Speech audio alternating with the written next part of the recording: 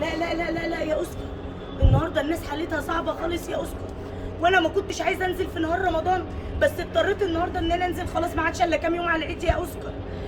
اركب ميكروباص يا ابني، فين الرجاله وفين اخلاق الرجاله؟ انا ما بقولش يا جماعه ان كله، انا ما بعمش عشان الناس اللي بتخش تقول لي لا في رجاله. بصراحه انا ما كنتش شايفه رجاله. لما انا اطلع ميكروباص من اللي هم بيقفوا في ده، مانيش لاقيه مواصلات ماشي، ومش عايزه اطلع العربيه عشان بتبهدل في اللي ماشي بيها. اركب الميكروباص اقول للراجل خش جوه هقع، انا واقفه على السلمه هقع. يقول لي ياما ما فيش مكان ياما. قلت له ما فيش مكان يامة ايه؟ ياما ايه يابا؟ قال لي انا مش يابا. قلت له انا مش ياما.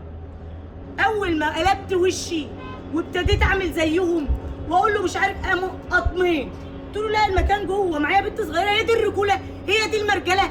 يخرب بيت العيشه، وصايمين ومش شايفين ان دي ست قدامهم ولا اي نيل. اعوذ بالله.